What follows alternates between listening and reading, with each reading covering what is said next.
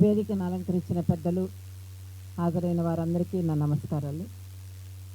గార్గి చక్రవర్తి గారు భారత జాతీయ మహిళా సమాఖ్య సుదీర్ఘ కాలం పాటు ఆమె వృత్తిరీత్యా ప్రొఫెసర్, కానీ మహిళా ఉద్యమంలో ఒక కీలకమైనటువంటి నేతగా సుదీర్ఘకాలం అధ్యక్షురాలుగా కూడా పనిచేస్తున్నారు.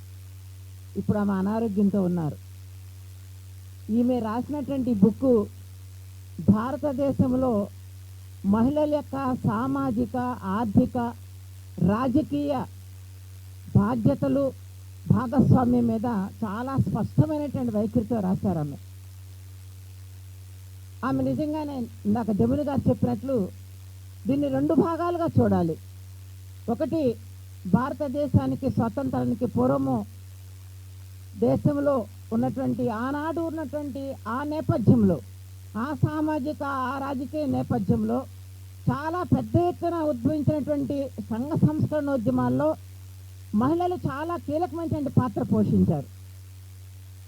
వారికి వీరేశలింగం పంతులు గారు కానివ్వండి, రాజా రామ్మోహన్ రాయ్ లాంటి వాళ్ళు చాలామంది నిజంగానే వాళ్ళందరూ కూడా మహిళల ఉద్ధరణ కోసము చాలా పెద్ద ఎత్తున సమాజాన్ని నుంచి చాలా తిరస్కరణలు కూడా వాళ్ళు పొందారు. ఒక జ్యోతిబాయి పూలే చరిత్ర తీసుకుంటే కనుక ఆమె ఎన్ని రకాలుగా సమాజం నుంచి ఆమె అనుభవించిందో మనకి కళ్ళ కట్టినట్టు కనిపిస్తూ ఉంటుంది. ఆమె చిన్న పాఠశాల నడపడానికి ఆమె ఒక లైబ్రరీని ఒక స్కూల్ లాగా పెట్టుకుని అక్కడ ఉన్నటువంటి దళితుల్ని, బలహీన వర్గాల ఆడపిల్లల్ని పోగేసి ఆమె స్కూల్కి వెళ్తుంటే ఆమె మీద ఆ భూస్వామ్య వర్గాల వాళ్ళు కానివ్వండి, ఈ ఆడపిల్లలకి చదివేంటి, దళితులకి చదివేంటి, బలహీన వర్గాలకి చదివేంటి అనేటువంటి వాళ్ళు ఆమె మీద అన్ని రకాలుగా అశుద్ధాలు, బురదలు అన్నీ పోసేవారు. ఆమె బ్యాగ్లో ఒక చీర ఎప్పుడు కూడా పెట్టుకుని వెళ్ళేదట. వెళ్ళి స్కూల్కి వెళ్ళిన తర్వాత, లైబ్రరీకి వెళ్ళిన తర్వాత ఆ చీర మార్చుకుని మళ్ళీ వాళ్ళకి పాఠాలు చెప్పి ఇంటికి తిరిగొచ్చు. అంటే అంతటి నికృష్టమైనటువంటి పరిస్థితుల్లో కూడా మహిళలు ఆ సంస్కరణోద్యమాల్లో భాగస్వామ్యమైనారు. ఆ సంస్కరణోద్యమాల్లో భాగస్వామ్యం అవుతున్నటువంటి తరుణంలోనే భారతదేశ స్వాతంత్రోద్యమం కూడా ప్రారంభమైంది. అది 19వ శతాబ్దంలో ప్రారంభమైనటువంటి సంస్కరణోద్యమం ప్యారలల్గా సాగినటువంటి స్వాతంత్రోద్యమంలో కూడా ఆనాడు ఉన్నటువంటి మహిళలందరూ కూడా చాలా పెద్ద ఎత్తున సంస్కరణోద్యమంలోతో పాటుగా స్వాతంత్రోద్యమంలో కూడా భాగస్వామ్యమైనారు. అయితే గాంధీజీ వచ్చిన తర్వాత పెద్ద ఎత్తున మహిళలు ఉద్యమంలోకి రావటం అనేది ఒక చరిత్ర. గాంధీజీ వచ్చిన తర్వాత చాలా పెద్ద ఎత్తున అన్ని రకాల ఆయన ఇచ్చినటువంటి పిలుపుల్లో పెద్ద ఎత్తున భాగస్వామ్యమైనారు. ఒక సరోజినీ నాయుడు, లేకపోతే దుర్గాబాయి దేశ్ముఖ్ లాంటి వాళ్ళు, ఇంకా అనేక మంది, అరుణాసఫలి ద గ్రేట్ ఓల్డ్ లేడీ అంటాము, ఆ అరుణాసఫలి లాంటి వాళ్ళు, వీళ్ళందరూ కూడా స్వాతంత్ర ఉద్యమంలో చాలా కీలకమైనటువంటి పాత్ర పోషించారు. వారందరికీ కూడా ఆ తర్వాత కాలంలో చాలా ఉన్నతమైన చదువులు చదువుకున్నారు ఒక్కొక్కళ్ళు. ఆ తర్వాత కాలంలో ప్లానింగ్ కమిషన్లో ఉన్నారు, అంబేద్కర్ రాసినటువంటి రాజ్యాంగ సభలో ఉన్నటువంటి వాళ్ళు ఉన్నారు, దుర్గాబాయి దేశ్ముఖ్ రాజ్యాంగ నిర్మాత, రాజ్యాంగ సభలో ఒక ఆమె దుర్గాబాయి దేశ్ముఖ్, ఆమె ఒక లాయరు, తర్వాత ప్లానింగ్ కమిషన్ మెంబర్గా కూడా, లా కమిషన్ మెంబర్గా కూడా ఉన్నారు. ఆంధ్ర మహాసభ అని చెప్పి పెట్టి ఆమె చాలా పెద్ద ఎత్తున మరి ఉమ్మడి ఆంధ్రప్రదేశ్ రాష్ట్రంలో చాలా పెద్ద ఎత్తున మహిళల కోసం, మహిళా ఉద్యమాల కోసం, మహిళా సమస్యల మీద చాలా పెద్ద ఎత్తున కృషి చేశారు. అంటే ఆ రకంగా కృషి చేస్తున్నటువంటి మహిళలు స్వతంత్రము కాలంలో అంత పెద్ద ఎత్తున లక్షలాది మంది మహిళలు, చాలా విషయాలు జమ్ములుగా చెప్పారు కదా, నేను అట్ల జోలికి వెళ్ళటంలా, అంత పెద్ద ఎత్తున పార్టిసిపేట్ చేస్తున్న మహిళల యొక్క పాత్ర ఆ తర్వాత కాలంలో స్వతంత్రం వచ్చిన తర్వాత మహిళల పాత్ర ఏమిటి అనే దగ్గర మనం ఈ రోజున మనం ఆలోచించాల్సిన అవసరం ఉంది. అదే గార్గి చక్రవర్తి గారు కూడా చాలా ఆవేదనతో కూడా రాసినటువంటి అంశాలు ఉన్నాయి. ఆ రోజున ఉన్నటువంటి మహిళల యొక్క ప్రాతినిధ్యం కనుక చూసినట్లయితే మరి పార్లమెంట్ ఎన్నికల్లో 4.1% మాత్రమే మహిళా ప్రతినిధులు ఎన్నికైనారు. ఆ 4.1% కూడా చాలా గొప్ప గొప్ప మహిళలు, ఒక గీతా ముఖర్జీ, ఒక పార్వతీ కృష్ణన్, ఒక రేణు చక్రవర్తి, ఇట్లాంటి వాళ్ళు, ఒక వీరమాచినేని విమలాదేవి. ఆమె వీరమాచినేని విమలాదేవి అయితే విశాఖ ఉక్కు ఫ్యాక్టరీ తీర్మానం పెడుతున్నప్పుడు ఆమె మాట్లాడుతున్నట్టు ఆమెని పోలీసుల చేత ఆమెను బయటకు గెంటిస్తారు. ఆ తర్వాత మొత్తం పార్లమెంట్ మెంబర్లు అందరూ కూడా రాజీనామాలు చేస్తారు. అంటే అంతటి పెద్ద పాత్రను పోషించారు. అనేక చట్టాలు రూపకల్పన చేయటంలో, అది శ్రామిక మహిళల విషయమా, లేకపోతే ఉపాధి అవకాశాల, లేకపోతే గ్రామీణ ఉపాధి హామీ పథకం కోసం 1976లోనే ఆ భారత జాతీయ మహిళా సమాఖ్య ఒక తీర్మానం చేసి ఆ తీర్మానానికి అనుకూలంగా చలో ఢిల్లీ పిలిపించి చాలా పెద్ద కార్యక్రమాన్ని చేయటం జరిగింది. అంటే ఈ రకమైనటువంటి మహిళల యొక్క అట్టడుగునున్నటువంటి వర్గాల మహిళలకి చేయూతనివ్వాలి, ఉపాధి అవకాశం ఇవ్వాలి. మహిళల మీద జరుగుతున్న అత్యాచారాలకి, అరాచకాలకి, వాళ్ళకి జరుగుతున్న వివక్షకు వ్యతిరేకంగా అనేక చట్టాలు రూపొందించడంలో మరి భారత జాతీయ మహిళా సమాఖ్య చాలా కీలకమైన పాత్ర పోషించింది. భారత జాతీయ మహిళా సమాఖ్య NFIW ఆవిర్భావమే ఈ సమస్యలన్నింటినీ కూడాను మొత్తం అంతా కూడా చాలా క్షుణ్ణంగా స్వతంత్రోద్యమం తర్వాత సాగినటువంటి అధికారంలోకి వచ్చినటువంటి ప్రభుత్వాల యొక్క నిర్లక్ష్యపూరితమైన వైఖరిని ఎండగట్టి, ఆ నిర్లక్ష్యపూరితమైన వైఖరి మూలంగా భారతదేశంలో మహిళల యొక్క పాత్ర రోజు రోజుకి ఏ రకంగా దిగజారిందో, మరి వాళ్ళ రాజకీయ భాగస్వామ్యం ఏ రకంగా దిగజారుతూ వచ్చిందో అవన్నీ కూడా మనకి కళ్ళ కట్టినట్టుగా చాలా బాగా నెరేట్ చేసింది ఆమె. అంటే 4.1 నుంచి ఈరోజు రావచ్చు ఓ 12%, 13%, కానీ ఉన్నటువంటి జనాభా ప్రాతిపదికగా చూసుకున్నట్లయితే వాళ్ళ పాత్ర అనేది చాలా తక్కువగా ఉంది. అందుకని గీతా ముఖర్జీ ఆమె దీనికి ఆచరాలు. గీతా ముఖర్జీ పేరు చెప్పగానే 33% రిజర్వేషన్ బిల్ అనేది అందరి మధ్యలోకి వస్తుంది, మహిళలందరి మధ్యలోకి వస్తుంది అన్నమాట. ఎందుకంటే ఆమె దానికి చైర్మన్గా ఉన్నారు. ఆమె మొత్తం దేశం అంతా తిరిగింది, అందరి యొక్క అభిప్రాయాలు తీసుకుని ఆ రోజున పార్లమెంటు మీద పెడితే ఆనాటి నుంచి ఈనాటి వరకు కూడా బిల్లు పాస్ కాలేదు. సరే, దానికి అనేక రాజకీయ కారణాలు, దురుద్దేశాలు చాలా ఉన్నాయి. మహిళల పట్ల ఏ రకమైన వివక్ష వాళ్ళకి, అంటే కొన్ని అంశాలను వాళ్ళు నిర్ణయం చేయాలనుకున్నప్పుడు, చట్టాలు చేయాలనుకున్నప్పుడు వాళ్ళకి ఏకీకృత అభిప్రాయంతో సంబంధం లేదు. కానీ మహిళల ఉద్ధరణ కోసమో, మహిళల రాజకీయ భాగస్వామ్యాన్ని అధికారంలోనూ లేదా అన్ని రంగాల్లోనూ కావాలనుకున్నప్పుడు ఏకీకృత అభిప్రాయం కావాలనేటువంటిది ఇక్కడ ఉన్నటువంటి రాజ్య మరి పరిపాలకులను, పాలకపక్షాల వాళ్ళకి గుర్తుకొస్తూ ఉంటుంది అన్నమాట. అందుకని ఇవన్నీ కూడా కొన్ని రాజకీయ కోణంలో మనం చూడాల్సిన అవసరం ఉంది. కొన్ని ఆర్థిక కోణాల్లో, అలాగే సామాజిక కోణంలో చూసినప్పుడు మహిళల పట్ల జరుగుతున్న వివక్షతకు వ్యతిరేకంగా మరి భారత జాతీయ మహిళా సమైక్య సాగించినటువంటి అనేక ఉద్యమాలు ఆమె చాలా స్పష్టంగా చెప్పారు. ఇందాక జమున గారు చెప్పారు, ఒక ఏజెండాన్ని నిర్దేశించుకోవటంలో, ఆ ఏజెండాన్ని నిర్దేశించుకుని ముందుకెళ్లే క్రమంలో మొత్తం సమాజంలో ఉన్నటువంటి మహిళలందరినీ, సమాజంలో ఉన్న వ్యక్తులందరినీ కూడా దాంట్లో ఏ రకంగా భాగస్వామ్యం చేయొచ్చో కొన్ని ఉదాహరణలు కూడా బుక్లో రాశారు గార్గి గారు. ఒక ఉదాహరణ చెప్తాను. వయోజన పాఠశాలలు అనేవి చాలా అవసరం అని చెప్పేసాను ఆ రోజున భారత జాతీయ మహిళా సమైక్య ఫీల్ అయింది. ఎందుకంటే ఆనాడు 1950 ఆ పీరియడ్లో కేవలం 14% మాత్రమే మహిళలకు అక్షరాస్యత ఉంది. దీన్ని ఏ రకంగా సరే దీన్ని పెంచాలనుకునే వయోజన విద్య అనేది కావాలని చెప్పేసి ఆ రోజున పోరాటం చేస్తే ప్రభుత్వాల వైపు నుంచి కొంత అది, అంటే ప్రభుత్వాల వైపు నుంచి కూడా అంతర్జాతీయ మహిళా దినోత్సవము, ప్రపంచవ్యాప్తంగా వచ్చినటువంటి అనేక పరిణామాల నేపథ్యంలో కొన్ని అది సమానత్వం కానివ్వండి, సంక్షేమం కానివ్వండి, రాజకీయ సాధికారత కానివ్వండి, ఒక్కొక్క సందర్భంలో ఒక్కొక్క లక్ష్యాన్ని నిర్దేశించుకుంటూ ప్రపంచవ్యాప్తంగా వచ్చినటువంటి మహిళా సమస్యల యొక్క ఆ వారసత్వాన్ని దాన్ని కూడా ఏంటంటే భారత జాతీయ మహిళా సమాఖ్య అందిపుచ్చుకుంది.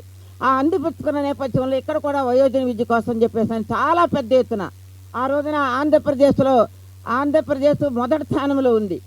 యునెస్కో నుంచి ఆంధ్రప్రదేశ్ శాఖకి భారత జాతీయ మహిళా సమాఖ్యకు ఆ రోజున మనం బహుమతి పొందినటువంటి ఘటనలు. అంటే అంత పెద్ద ఎత్తున భారత జాతీయ మహిళా సమాఖ్య మహిళలకు అక్షరాస్యతని పెంచడంలో ఎంత పెద్ద కృషి చేస్తుందో కూడా మనకు అర్థమవుతూ ఉంది. అంటే ఈ రకంగా చట్టాలను రూపొందించడంలో కానివ్వండి, మహిళలకి కావలసినటువంటి ఉపాధి, విద్య, ఈ అవకాశాలని పెంచడానికి, అలాగే సామాజికంగా వీళ్ళల్లో ఒక మంచి సంస్కృతిని, మంచి లక్షణాలని ఇవన్నీ కూడా అంది ఇవ్వటానికి కోసం చెప్పేసి భారత జాతీయ మహిళా సమాఖ్య అనేక ఉద్యమాలు, పోరాటాలు చేసింది. ఆ పోరాటాల నేపథ్యంలో వచ్చినటువంటి అనేక మంది మహిళలు చాలా పెద్ద ఎత్తున కృషి చేశారు. మనకు తెలుసు, భారతదేశంలో సాగినటువంటి అనేక పోరాటాల్లో తెలంగాణ సాయుధ పోరాటం అనేది చాలా గొప్ప పోరాటము, ఒక చారిత్రాత్మక పోరాటము. అంటే మహిళల యొక్క పోరాటాలు లేకుండా, మహిళల యొక్క పాత్ర లేకుండా, భారతదేశంలో మహిళా ఉద్యమ చరిత్ర లేకుండా భారతదేశ స్వతంత్ర ఉద్యమాన్ని లిఖించడం అసాధ్యమైనటువంటి విషయం అని చెప్పని ఆ రోజున చాలా పెద్ద వాళ్ళందరూ కూడాను ఆ రోజున చాలా చెప్పడం జరిగింది. అందుకని భారతదేశంలో మహిళలు సాగించిన ఉద్యమాల పాత్ర అది ఒక భాగమైతే, ఆ తర్వాత దురదృష్టవశాత్తు మన పాలన మన దగ్గరికి వచ్చిన తర్వాత, మన సొంత పరిపాలన వచ్చిన తర్వాత చాలా నిర్లక్ష్యం కాబడినటువంటి పరిస్థితి ఉంది.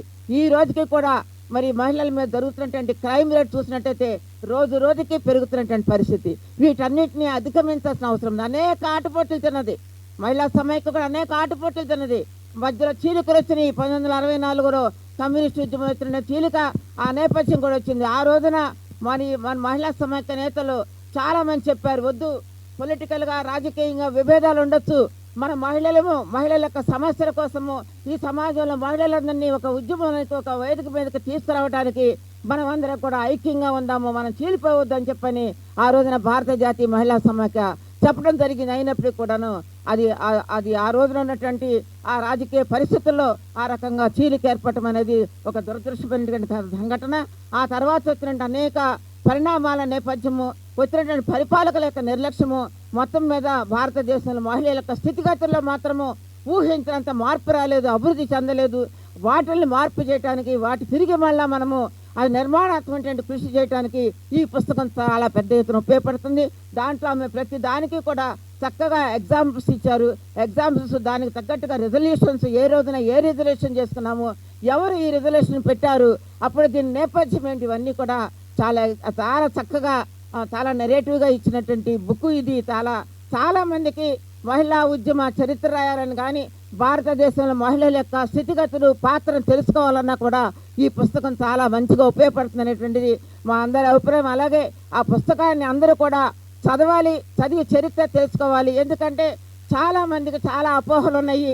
ఆ అపోహలన్నీ తొలగాలంటే ఖచ్చితంగా ఈ రకమైనటువంటి ఒక నిజమైనటువంటి చరిత్రతోటి, ఎగ్జాంపుల్స్ తోటి, డేటులతోటి, ఆ తీర్మానాలతోటి, పేపర్ కట్టింగ్స్ తోటి, రిజల్యూషన్స్ తోటి అన్నింటిలో కూడా ఆమె రాసింది అవన్నీ కూడా చదివితే వాస్తవాలు ఏమిటి, ఏం జరిగింది భారతదేశంలో మహిళల చరిత్ర ఏమిటి అనేటువంటిది అర్థమవుతుంది. ఆ పుస్తకం అందరూ చదివి ఆదరించాలని చెప్పేసి అని భారత జాతీయ మహిళా సమాఖ్యగా మరి గార్గి చక్రవర్తి అందించినటువంటి ఈ సేవ చాలా బృహత్తరమైనటువంటి సేవ.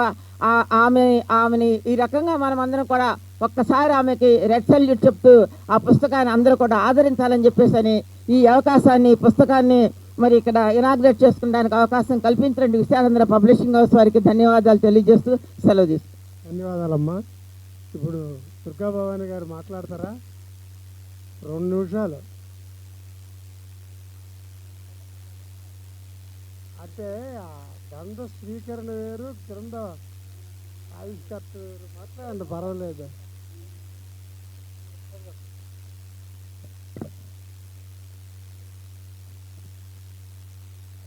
సభకు నమస్కారం. ఇవాళ ఏదైతే బుక్ మహిళా సమాఖ్య నిర్మాణ చరిత్రది ఆవిష్కరింపబడిందో ఇది గార్గి చక్రవర్తి గారు రాసిన విషయం మీకు ఇప్పటికే అర్థమైపోయింది. ఇది ఒక తెలుగులోనే కాదు, తమిళ్లో, కన్నడంలో, బెంగాలీలో ఇప్పటికి 3 భాషల్లో అనువదించారు. ఆల్రెడీ మొన్న ఆల్ ఇండియా కాన్ఫరెన్స్లో కూడా ఇప్పుడు వారి భాషల్లో అనువదించిన బుక్ని రిలీజ్ చేసుకోవడం జరిగింది.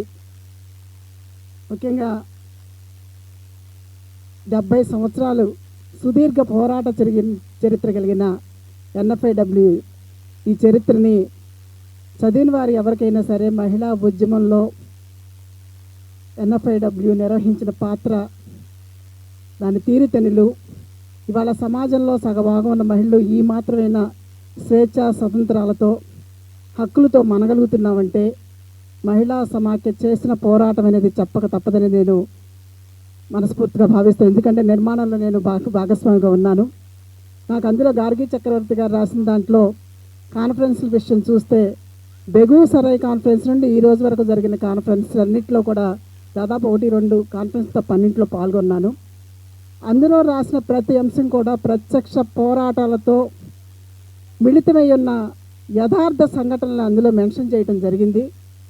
ఆ రోజు పరిస్థితి ఎలా ఉంది, ఈ రోజు పరిస్థితి ఎలా ఉంది, మహిళా సంఘ ఉద్యమ నిర్మాణం స్టార్ట్ అయినప్పుడు ఆ రోజున ఏదో అంటారే, ఆస్తి హక్కు లేదు, ఆదరించే దిక్కు లేదు, చదువుకునే వీలు లేదు, అడుగడుగున అడ్డంకులు, ఆటంకాలు, అంటరానితనం, అభిచ్ఛ, లేనితనం, మహిళల స్థితిగతుల్లో ఏమాత్రం మార్పు లేకపోవటం, మౌలిక సదుపాయాల రూపకల్పన కూడా లేకపోవటం, చట్టాలు ఉన్నా కూడా చట్టాలు సక్రమంగా ఇంప్లిమెంట్ చేయలేని పరిస్థితి, ఆ చట్టాల కోసం జరిగే పోరాటాలు, ఆ పోరాటాల్లో మహిళా సమాఖ్య నిర్వహించిన పాత్ర, ఇందాక జమున గారు వాళ్ళు చెప్పినట్టు హిందూ కోడ్ బిల్ రావటం కానీ, 498 మార్పులు కానీ, అదే ఇదే విజయవాడ లాంటి చోటుతో సహా షాబాని కేసులు, అయితే 124 CRPCలో మనోవర్తి కోసం చేసిన పోరాటంలో వీటిలో చేయటం కానీ, ఇక ఒక్కటి కాదు, నిన్న మొన్న వచ్చిన ఉపాధి హామీ చట్టం దగ్గర నుండి, సమాచార చట్టం దగ్గర నుండి ప్రతి దాంట్లో కూడా మహిళా సమాఖ్య నిర్వహించిన పోరాటం చాలా అమోఘమైనది. ఇవాళ కూడా మహిళలకు సాధికారత కోసం జరిగే పోరాటంలో మహిళలకు 33% రిజర్వేషన్ కావాలని చెప్పి దాదాపు గార్గి చక్రవర్తి రాసిన దాంట్లో చెప్పిన దాంట్లో కానీ అయితే గీతా ముఖర్జీ గారు 1996లో పార్లమెంట్లో పెట్టిన దగ్గర నుండి ఇప్పటివరకు చేసిన పోరాటంలో అటు చట్టసభల్లో పోరాటంతో పాటు ఇవాళ కోర్టులో కూడా పోరాటం చేసి ఆ పోరాటం ద్వారా ప్రభుత్వం మీద ఒత్తిడి తీసుకొచ్చే పరిస్థితులు ఇవాళ మహిళా సమాఖ్య కృషి చేస్తూ ఉంది. ఆ కృషిలో ఇవాళ భారతదేశంలో ఉన్న మహిళలందరూ కూడా ఏదైతే సాధికారత, సమానత్వం, సంక్షేమం కోసం మనం పోరాడుతూ ఉన్నామో ఆ పోరాట దిశగా నేర్పే విధంగా ఈ NFIW రాసిన అంశాలు చాలా స్ఫూర్తిదాయకంగా ఉంటాయి. అవి రెఫరెన్స్ కూడా పనికొచ్చే విధంగా ఈ బుక్ ఉందనే విషయాన్ని అందరూ అర్థం చేసుకోవాలని, ఈ బుక్లో విషయాలనితో పాటు సమాజంలో మహిళలకి సముచిత న్యాయం కల్పించే వరకు ప్రభుత్వాలు అనుసరిస్తున్న ప్రజా వ్యతిరేక విధానాల మీద పోరాటంతో పాటు మనల్ని సముచితమైన స్థానంలో నిలిపే దిశగా పోరాటాలు సాగే దిశగా మనందరం ఉండాలని చెప్పి అందుకే ఈ బుక్కే ఒక ఉదాహరణగా మీ ముందుంచుతూ నాకు ఈ బుక్ని స్వీకరించే మహద్భాగ్యాన్ని కలగజేసిన విశాలాంధ్ర పబ్లిషింగ్ వారికి హృదయపూర్వక ధన్యవాదాలు తెలియజేస్తూ నమస్కారం.